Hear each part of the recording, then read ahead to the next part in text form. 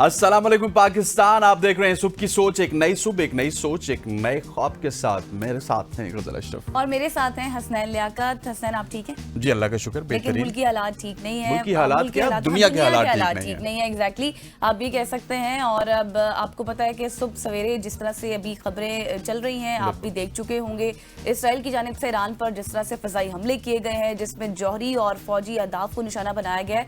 और इसराइल ने जुम्मे की सुबह यानी कि आज की जो सुबह है, ईरान में दर्जनों मकामात पर फ़ज़ाई हमले किए हैं। दारुल हुकूमत तेहरान में ये आवाज़ें सुनी गई हैं, शुमाल मशरिकी इलाकों में सुनी गई हैं धमाकों की ज़ोरदार आवाज़ें।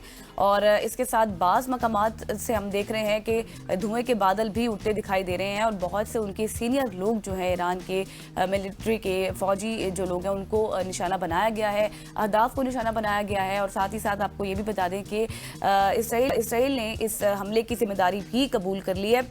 इसराइल की आप हटदर्मी देखें, जो उनकी जारियत देखें कि हम पहले बात करते थे गज़ा के हवाले से, लेकिन ये गज़ा तक महदूद नहीं है। अब ये ईरान में बच्चों को, मतलब यहाँ तक कि उन्होंने सिविलियन आबादी को निशाना बनाया, जिसमें बच्चों की भी बात की जा रही है। और अब आयतुल्लाह खामनाई जो है, वो जो सुप्रीम लीडर हैं, उनकी जानिब से भी कहा गया है कि ये सख्त सज़ा दी जाएगी इसराइल को इस हवाले से। और अब से कुछ देर बाद वो जंग का ऐलान भी करने जा रहे हैं। बिल्कुल ऐसे ईरानी मीडिया ने दारुल हुकूमत तेहरान के शिमाल मगरबी और वस्ती इलाकों पर हमले की तस्दीक की है। इजरायली वज़ीर दिफा ने ऐलान किया कि इजराइल ने ईरान पर पेशगी हमला किया, मुल्क में हंगामी हालत नाफज कर दी गई है। और इजराइल की जानिब से ईरान की फौजी क़यादत की रिहाइशगाहों समेत 6 तनसीबात को निशाना बनाया गया। इन हमलों में पासदारान इनकलाब के सरबराह मेजर जनरल हुसैन सलामी और जौहरी साइंसदान शहीद हुए हैं। अगर इसके रद्द-ए-अमल की बात की जाए तो उसके हवाले से इजराइल का कहना है कि ईरान पर हमले का पहला मरहला मुकम्मल हुआ, मतलब कि बहुत सारे मराइल अभी बाकी हैं और ये नॉन स्टॉप है, मतलब अभी ये कहा जा रहा है कि चलता रहेगा। और इजरायली फौजी ओहदेदार का कहना है कि ईरान के पास चंद दिनों में 15 जौहरी बम बनाने का मवाद मौजूद है। और इजराइल इस बात को यकीनी बना रहा है कि ईरान के पास जौहरी हथियार ना हो। और इजरायली फौज ने कहा है कि ईरान पर हमले का पहला मरहला मुकम्मल हुआ। हमले में ईरान के जौहरी अहदाफ समेत दर्जनों फौजी अहदाफ को निशाना बनाया गया। ऑफिशियल स्टेटमेंट है इजराइल की जानिब से। और अगर अमेरिका की बात की जाए तो उन्होंने वजाहत की कि हमारा इससे कोई ताल्लुक नहीं। और अमरीकी वज़ीर दाखिला मार्को रूबियो का कहना है कि हम ईरान के खिलाफ हमलों में मुलव्विस नहीं है, हमारी तरजीह खित्ते में अमरीकी अफवाज का तहफ़्फ़ुज़ है। इसके साथ साथ जवाब क्या है? जवाब इस चीज़ को बनाया गया है कि जो ईरान का जौहरी प्रोग्राम है, वो खित्ते के लिए, इसराइल की सर्वाइवल के लिए, उसकी बका के लिए बहुत बड़ा खतरा है।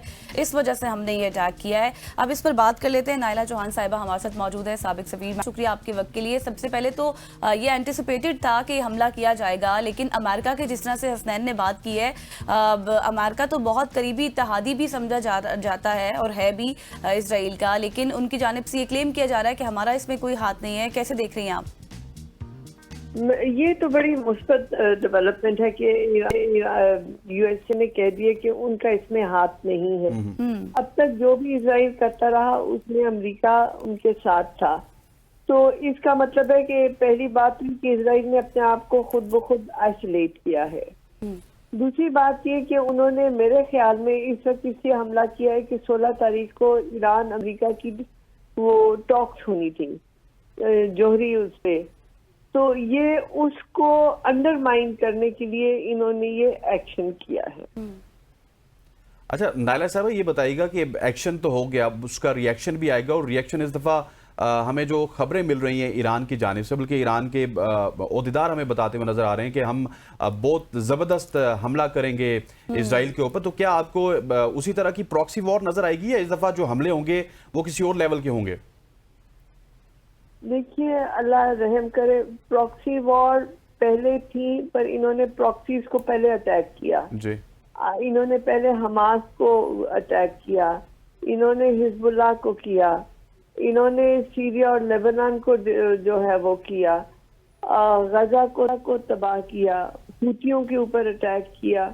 तो ये पहले प्रॉक्सीज पे इन्होंने अटैक ऑलरेडी कर लिया हुआ है। अब जो है, अगर डिपेंड करता है कि 16 तारीख को जो टॉक्स होते हैं उनके क्या नताइज हैं। अगर तो वो मुस्बत नताइज हुए तो फिर इजराइल को अपनी जान के लाले पड़ जाएंगे। लेकिन अगर वो टॉक्स फेल होती हैं तो फिर हो सकता है कि अमेरिका भी इजराइल के साथ हो जाए और फिर बहुत बड़ी तबाही जो है उसके इम्कानात हैं। अच्छा नायला साहिबा, इससे पहले सवाल के जवाब में आप कह रही थी ये मुस्बत पेशरफ्त तो है कि अमेरिका कह रहा है कि हमारा इससे कोई ताल्लुक नहीं है, लेकिन दिफाई सपोर्ट भी तो करता रहा है। और अभी आपको लगता है कि अभी इस हमले में किसी तरह का भी कोई इन्वॉल्वमेंट नहीं होगी अमेरिका की? देखिए, आपकी बात दुरुस्त है कि अमेरिका और इजराइल की डिफेंस एग्रीमेंट है और उसके मुताबिक 2028 तक अमेरिका उनको आर्म्स और एम्यूनिशन देता रहेगा। ये बाइडेन के जमाने की है और ये 2028 तक वैलिड है। ये तो एक चीज है, लेकिन रिसेंट टाइम्स में आप देखें कि जब इजराइल ने कोई इस तरह किया तो अमेरिका ने कहा कि हम इसमें मुलविस नहीं हैं। अमेरिका ने डायरेक्टली हमास से भी जो है गुफ्तगू शुरू कर दी थी, जिससे इजराइल और नेतन्याहू खासकर बहुत परेशान थे। डोनाल्ड ट्रंप साहब की अप्रोच जरा फर्क है, इसलिए जो है मेरे ख्याल में हमें एक जनरलाइज स्वीपिंग जो है स्टेटमेंट नहीं देनी चाहिए। अब देखना है कि ये आज जो इमरजेंसी मीटिंग डोनाल्ड ट्रंप साहब ने अपनी कैबिनेट की दी है 11 बजे जी, उसमें क्या फैसले होते हैं, उससे पता चलेगा कि आज किस तरह से अमेरिका और इजराइल बढ़ेंगे। अच्छा नायला साहिबा, आप ये कह रही हैं कि जो मतलब हमें ये समझ आ रहा है आपकी बातों से कि जो ईरान का जवाब है वो शायद उस मीटिंग तक भी, उस मीटिंग के मिनट्स ऑफ मीटिंग्स के ऊपर भी बहुत ज़्यादा डिपेंड करता है। अगर वो पॉजिटिव हुए तो शायद ईरान उस तरह से जवाब ना दे, अगर वो ईरान के हक में ना हुए तो जवाब फिर इजराइल को दिया जाएगा। मेरे ख्याल में देखिए, ईरान बहुत पुरानी कदीमी सिविलाइजेशन है, वो नी जर्क रिएक्शन नहीं करेंगे और वो इस हमले के लिए तैयार थे पहले से। अब उन्होंने जो है वो टॉक्स को बहुत अहमियत दे रहे हैं। टॉक्स का मेरा ख्याल है वो इंतजार करेंगे, उसकी जो जिस तरह आउटकम होती है उसके बेसिस पे मेरा ख्याल है ईरान अपना रिएक्शन करेगा।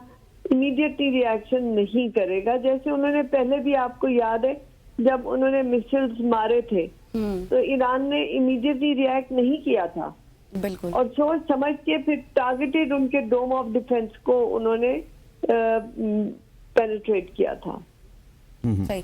अच्छा नायला साहब, मुझे ये बताएं, अगर हम थोड़ा सा बैकग्राउंड देखें, तारीख में जाएं, तो इसराइल का ये वतीरा रहा है कि वो हमेशा से मेजर और मेन लोगों को मतलब टारगेट करता है और वो कहता भी है कि इस तरह से अंदर घुस के मारेंगे और ये सब कुछ। तो आपको याद होगा जो लास्ट ईयर की एग्जाम्पल है, हमास के जो सरबराह थे उनको भी जिस तरह से शहीद किया गया था, तो क्या, और फिर उसके बाद ईरान की जानिब से रिटेलिएट भी किया गया था और काफ़ी नुकसान उठाना पड़ा था, तो क्या आप समझती हैं कि ईरान की भी इस तरह की कोई पॉलिसी हो सकती है कि कोई मेजर इसराइल के बंदे को या फिर बड़े लोगों को टारगेट किया जा सकता है?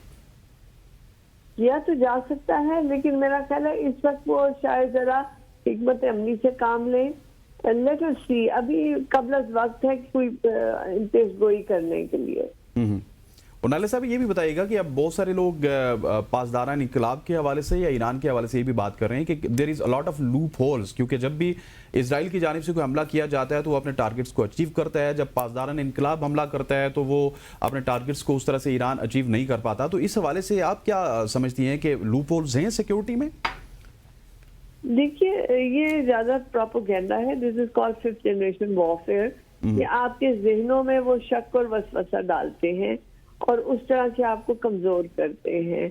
IRGC जो है वो बहुत ज्यादा अब प्रोफेशनल हो चुकी है, फिर उनकी जो फॉर्मल आर्मी है वो भी बड़ी स्ट्रांग है, काफी बड़ी आर्मी है ईरान की। इजराइल में उतने बंदे नहीं है जितने की इनकी आर्मी है, तो इसलिए इजराइल को जरा अकल के नाखून लेने चाहिए थे, लेकिन उन्होंने जानबूझ के ये खेल खेला है ताकि टॉक्स डिरेल हो। वो इस उम्मीद से हैं कि इन हमलों से ईरान परेशान होके अमेरिका से टॉक्स में नहीं जाएगा, और मेरा नहीं ख्याल कि ईरान इस ट्रैप में गिरेगा। ईरान टॉक्स में जरूर जाएगा और टॉक्स के नताइज के ऊपर वो अपना फैसला करेगा कि उन्होंने किस वक्त कहाँ पे जवाबी कार्रवाई करनी है। بالکل آپ درست فرما رہی ہیں کہ ظاہر ہے اب اس پر تھوڑا سا بات کرنا قبل از وقت بھی ہوگا، لیکن میڈم مجھے یہ بھی بتائیے گا کہ ابھی جو ہم نے دیکھا تھا ریسنٹ کشیدگی ہوئی تھی پاکستان اور انڈیا کی، اس میں ایران کا ایک میجر رول تھا آربیٹریشن میں، تو کیا ابھی پاکستان کس طرح کا رول پلے کر سکتا ہے، پاکستان پر اس کے اثرات کیا ہوں گے، یہ بھی بتائیے گا۔ دیکھیے جہاں تک ایران کے آربیٹریشن کا رول ہے وہ تو اس طرح سے نہیں تھا، بیکاز آپ نے دیکھا کہ وہ انڈین جرنلسٹ وہ گرے وارے میجر کس طرح بد تہذیبی سے، اور وہ انہوں نے اس طرح سے نہیں کر پائے تھے، لیکن انہوں نے اپنی خدمات ضرور آفر کی تھی صدق کے دل سے۔ جہاں تک پاکستان کی بات ہے، پاکستان ہمیشہ امن کے لیے رہا ہے، ہمیشہ رہے گا، اور آپ نے جو منہ توڑ جواب دیا انڈیا کو، اس میں اسرائیلی ڈرونز تھے، اور ان اسرائیلی ڈرونز کو گرانا جو ہے نا، وہ ایک اسرائیل کو بہت بڑا میسج تھا کہ ہمارے جذبے کے آگے ان کے ہتھیار کسی کام کے نہیں ہیں۔ ایگزیکٹلی۔ اور ایرانی قوم بھی بڑی ماشاءاللہ قدیمی اور قوی قوم ہے، وہ ایسے جو ہے وہ ہارنے والے ہیں۔ ٹھیک، اچھا نائلہ صاحبہ، ابھی یہ خبر بھی آ رہی ہے کہ ان کے جو ایران کے چیف آف سٹاف ہیں ان کو شہید کر دیا گیا ہے، علی باقری کو، تو یہ کتنا سگنیفیکنٹ ہے اور اس کا جواب تو میرے خیال ہے کہ ایران کو بڑے پیمانے پہ دینا پڑے گا؟ بے شک دینا پڑے گا، اور یہ اس کی اہمیت ہے، لیکن آرمی ایک شخص سے نہیں چلتی ہے، آرمی ایک پوری آرمی ہوتی ہے، اور نمبر 1 نہیں ہوتا تو نمبر 2 ہوتا ہے، نمبر 2 نہیں ہوتا نمبر 3 ہوتا ہے، اور وہ سب اس قابل ہوتے ہیں کہ وہ کمانڈ کنٹرول کر سکیں۔ تو یہ شخصی اٹیک جو ہے یہ صرف سائیکولوجیکل افیکٹ کے لیے ہے۔ جہاں تک ایران کی آرمی ہے ماشاءاللہ کافی اسٹرانگ آرمی ہے، اور ایک کی جانے سے آرمی نہیں ختم ہو جاتی۔ صحیح، تھینک یو سو مچ۔ نائلہ چوہان صاحبہ ہمارے ساتھ موجود تھی، اور ابھی اس وقت جو ریسنٹ سچویشن چل رہی ہے اس پر اپنا انالیسس بھی دے رہی تھی، اور اس کے ساتھ ساتھ اب دیکھتے ہیں کہ کیا کچھ سچویشن ڈیولپ ہوتی ہے، جیسے جیسے جو خبریں آتی جائیں گی وہ آپ کے ساتھ شیئر بھی کرتے رہیں گے۔ آگے بالکل ایسے یہاں پہ وقت ہوا چاہتا ہے ایک شارٹ سی کمرشل بریک کا، بریک لیتے ہیں، واپس آتے ہیں، اسٹے ود اس۔